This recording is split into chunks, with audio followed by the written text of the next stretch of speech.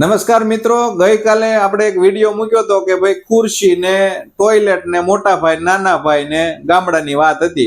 લોકોને એટલો બધો ઇન્ટરેસ્ટ પડ્યો ને લોકો જાગૃત એટલા બધા થઈ ગયા.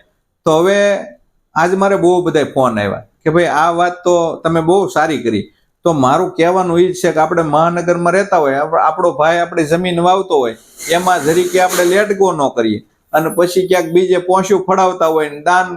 હવે એક ભાઈનો તો ફોન એવો આવ્યો કે મેં એક જગ્યાએ મંદિરમાં એટલું બધું દાન આપ્યું હતું ને એ મંદિર જ ન બન્યું. તો પછી હવે મેં કીધું તમે શું કરો છો? કે મને પસ્તાવો થાય. હવે શું થાય? પછીની ક્યાંય મેં ચીઠી ક્યાંય ફડાવી જ નથી.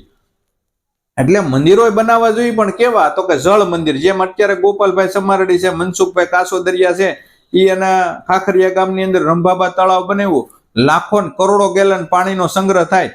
એમાં ન જોઈ પૂંજારી, ન જોઈ થાળ કે ન જોઈ દીવાબત્તી, અને એ જળ મંદિરો બને છે. તમને કહું, આખું વર્ષ ગામના લોકોને ભગવાન પ્રસાદ રૂપે તળમાંથી પાણી આપ્યા જ કરે. ખેડૂતને ઘટે નહીં, ગામમાં ઘટે નહીં, આવા કામ કરાય. એટલે આપણો કાંઈ દાન કોઈ દેતું હોય તો વિરોધ નથી. તમારી પાસે એટલા પૈસા હોય કે તમારા ભાઈ ભાંડુ, બેનું દીકરીઓ, ગ્રામજનો, પાડોશી એથી વધે ને તો કરોડ 2 કરોડની ચીઠી ફડાઈ નાખે તોય મને કાંઈ વાંધો નથી. એટલે હું દાનનો વિરોધી નથી, પણ પહેલા પ્રાયોરિટી પરિવારને, આપણા ભાઈઓને, આપણા ભાઈઓના છોકરાઓને, બેનું દીકરીઓને, ભાણેજરૂને.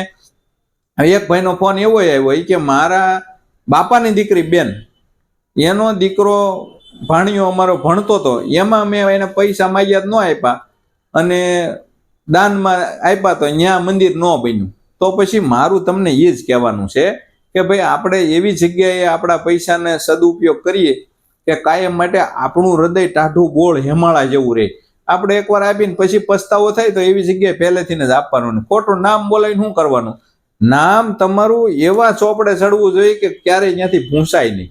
આ તો લોકો અટાણે પંપ મારે એટલે આપણે સીટી ફળાઈ નાખીએ. ભાઈ દુઃખી હોય, ભાઈના ઢોરને નીણ ન મળતી હોય, ભાઈના છોકરા ભણી ન એકતા હોય, અને પૈસાના અભાવે ભાઈ પળી દૂધ લઈને ખાઈ ન એકતો હોય, ઢોર રાખી ન શકતો હોય. આપણે ત્યાં પાયનો જમીનનો બધો હિસાબ રાખતા હોય, પાડોશીનો ધર્મ રાખતા ન હોય, અને પછી બીજે ઝાપે ઝાલકું મારીએ તો શું થાય ભાઈ? એટલે મારી તો બધાને વિનંતી છે કે પહેલા પરિવારને પ્રાયોરિટી આપી, સગા સંબંધી, ભાઈ ભાંડુ, કુટુંબ પરિવારની અંદર પ્રાયોરિટી પહેલા, અને પછી બધે ઝાપે ઝાલકું મારવી હોય તો લાખ 2 લાખ કરોડ 2 કરોડની ચીઠી ફાડી નાખો તો મને કાંઈ વાંધોય નથી. પણ લોકો જાગૃત થાય છે એનો મને ખૂબ આનંદ છે. વિડીયોને શેર કરજો. આપ સૌનો ખૂબ ખૂબ આભાર. ધન્યવાદ.